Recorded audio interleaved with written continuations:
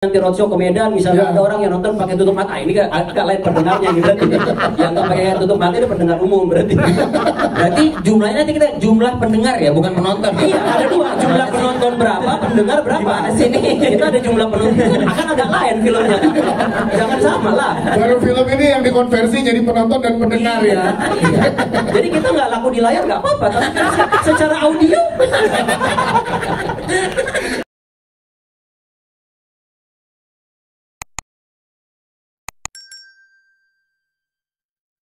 Kita akan langsung ngobrol ke Kores sebagai produser dan juga nanti ke Dipa sebagai produser juga. Namun yang menarik adalah Kores Imaginary baru aja merilis film keduanya itu Jatuh Cinta Seperti di Film-Film yang sekarang juga masih tayang, masih banyak dapat sambutan yang sangat luar biasa juga dari penonton.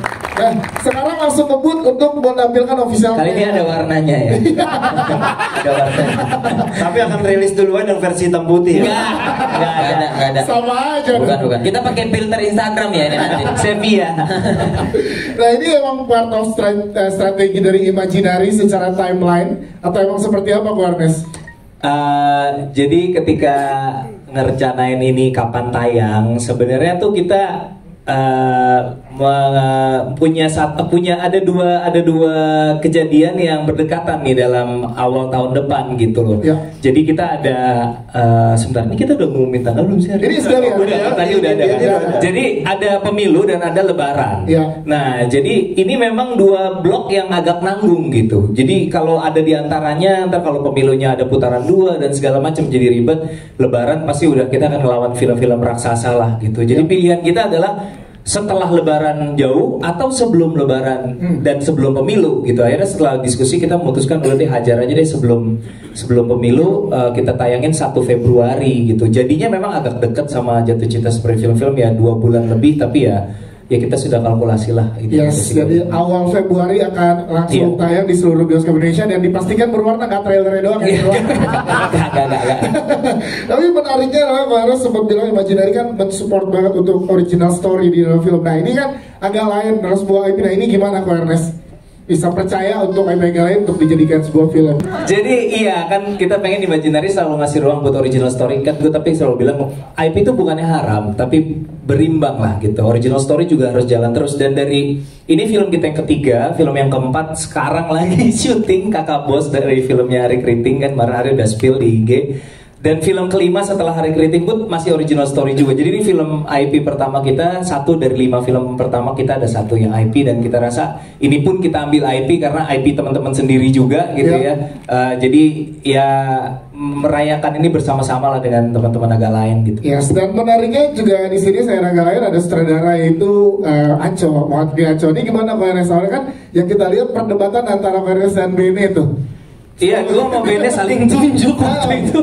Pas kita mau ngerjain ini, gue bilang, Ben, lo kan sutradara, lu lah yang nyutradarain. Terus dia enggak, kok gue mau di sini, gue mau fokus menjadi aktor. Oh, gitu. Sementara gue udah tahu ini timeline-nya nabrak sama Jatuh Cinta Seperti Film-Film kan. Jadi gue nggak mungkin ngedirect juga. Jadi akhirnya pilihan terbaik adalah ya kita tahu lah kalau urusan komedi udah ngaco, udah nggak usah diragukan lagi. Udah gue tanya ke teman-teman agak lain. Boleh kalau kita offer ini kacau, mereka semua setuju, ya udah jalan. Siap, itu dia. Tepuk tangan untuk Kores, terima kasih. Nanti kita ngobrol lagi Kores dengan teman-teman media. Kita ke Dipa juga sebagai produser di sini. Nah setelah akhirnya sepakat Imaginary mengangkat film ketiganya adalah film agak lain. Bagaimana pengolahan dari proses cerita dan lain-lain, Mas Dipa? Pengolahannya cukup cepat ya. Tahu sendiri bahwa ini kan awalnya film ini dijebak sama anak-anak agak lain ya. Bahwa mereka punya impian berawal dari podcast, lalu ke YouTube, dan akhirnya sekarang ke film.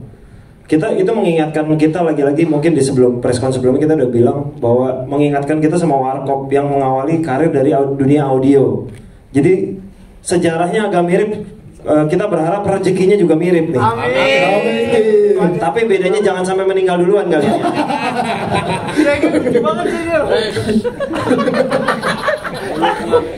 Mulutnya Allah.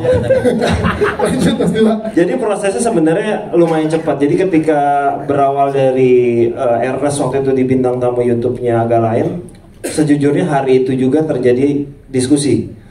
Premis apa yang akan kita lempar, semua tuh sebenarnya langsung terjadi diskusi. Kebetulan empat anak ini dari agak lain memang ide kreatifnya juga luar biasa. Mereka ngasih Ini salah satu juga dari ide mereka, ide ini tentang rumah hantu ini. Jadi Aco merangkai, Aco tuh punya mungkin waktu itu waktu yang cukup nganggur ya Aco ya. Jadi nulisnya juga cukup cepat. Dari awal kita udah strategi, kita September syuting, Februari akan tayang. Kita siap semua, siap. Ya udah, berarti dengan segala waktu yang kita punya, kita kesegerakan skrip. Jadi cukup cepat ya, kurang lebih nggak nyampe sebulan lah. Aco bikin skrip, dibantu sama teman-teman. Jadi teman-teman agak lain juga sebenarnya ngasih bantuan dari segi kreatif. Jadi ide ceritanya memang mereka berempat udah punya. Mungkin kayaknya bahkan sebelum nawarin ke gua, mereka sendiri kayaknya udah sering ngobrol gitu. Kalau kita bikin film kira-kira apa ya gitu. Jadi mereka ngelempar tiga ide, 3 premis. Ini salah satunya kita sama-sama sepakat. Oke, ini ide yang dari 3 itu kayaknya yang rumah hantu ini yang paling menarik. Baru kita duduk bareng-bareng sama Aco untuk brainstorm ceritanya. Dari situ Aco nulis sendiri gitu. Yang 2 itu dilempar ke PH lain ya. Kita masih ada hampir 20-an premis lagi kan. Masih aman sih ini. Yang jelek. Mas Dipa, cuma kali ini aman ya, fairness ngobrol dulu ya, nggak langsung oke dulu tapi sebelum ngobrol ke Mas Dipa ya. Aman, ini diskusinya pas itu ada gue juga Pak, langsung sepakat, salaman langsung kita. Siap, tepuk tangan juga untuk Dipa Andika sebagai produser. Thank you. Bang Aco sebagai yang ditunjuk sebagai sutradara pada saat mereka berdebat ini, dan juga Ko Ernest merebutkan siapa sutradara memilih buat Aco yang mendapat kursi sutradara di sini. Ini gimana serunya barengan mengolah film Magala ini Bang Aco? Ya seru karena mereka sebetulnya karakternya udah jadi ya. Biasa kan kita kalau nulis yang paling pusing karakterisasinya kan. Nah ini karakternya mereka udah jadi, orang udah kenal, dan mereka punya personality yang beda-beda, yang orang udah kenal gitu dari podcastnya. Dan yang unik dari mereka itu kan mereka tuh sering kali melontarkan storytelling kejadian-kejadian yang agak lain dalam kehidupan mereka. Itu kan trademarknya mereka gitu. Jadi ya udah berangkat dari situ konsepnya ini kayaknya memang harus filmnya kita tempatkan mereka berempat dalam sebuah situasi yang memang agak lain yang tidak biasanya gitu. Makanya ide penjaga rumah hantu ini cukup unik yang kita ambil dari situ, kita kembangkan bareng-bareng sampai jadi naskah. Dan setelah syuting sih ya yang menyenangkan karena mereka udah dapat chemistry-nya. Jadi memang benar-benar udah tinggal menjalankan lakon masing-masing aja, dan mereka juga menjadi diri sendiri di situ, tidak berusaha untuk menjelma jadi karakter tertentu.